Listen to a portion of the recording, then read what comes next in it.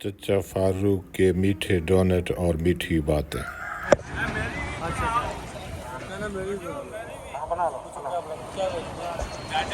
बाबा जी सलाम अलैकुम। वालेकुम सलाम। बाबा जी ये क्या है? ये डोनट ये डोनट थोड़ा सा ज्यादा मशहूर हो गया, किस लिए? जी कभी मशहूर हो गया था ज्यादा, किस लिए? सर जी ये चीज अच्छी बन सी तो फिर मशहूर हो सी ना हो जरा एक दा वो असन क्या ना आया ओ बस जी बस बहुत हो गया। थोड़ा की ना है? अच्छा मेरा फारूक ना है सर। फारूक ना है। ये कितने का एक डोनट देने पे हो? ये सर जी 50 रुपए ना 50 रुपए दे। मैंने तो मुफ्त दे, मैं थोड़ी वीडियो बना ला दिया। सर बहुत खा लो ये केड़ी जगह है सर? सर कमेटी जो कमेटी तो तुसी इत्थे ही होंदे हो?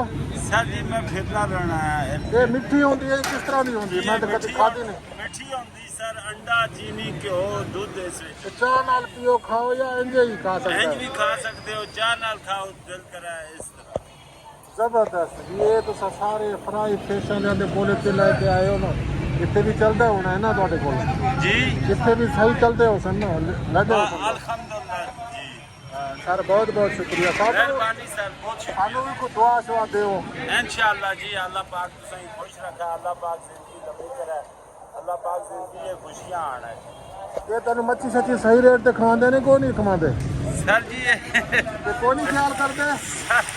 सर हर आदमी अपनी एक लालच है जो ਇਹ ਬਾਬਾ ਜੀ ਦਾ ਖਿਆਲ ਕਰਿਆ ਕਰੋ ਯਾਰ। जिंदगी लालच लालच में घुसो जितनी बने पता नहीं लगना ਇਹ ਪੂਰੀ ਨਹੀਂ ਪੈਂਦੀ ਹਾਂ ਬਾਬਾ? पूरी नहीं पाती जरा जरा भी नेकी जेकर वह न तो काम आजुन ਬਾਬਾ ਜੀ ਕੋਈ ਚੰਗੀ ਜੀ ਗੱਲ ਸੁਣਾ ਦਿਓ।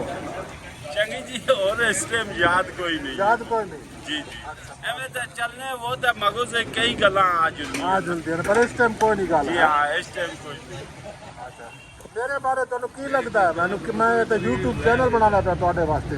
अल्लाह पाक तुसें कामयाब करा जी तुसा माशाल्लाह अच्छे बंदे हो और वो अल्लाह पाक ना जिस नाल बंदे ना साथ हुआ है तो अल्लाह पाक फिर उसकी जड़ा ਸੁਭਾਨ ਅੱਲਾਹ ਜੀ, ਬਹੁਤ कामयाबी देता है। मेहरबानी सर बहुत शुक्रिया।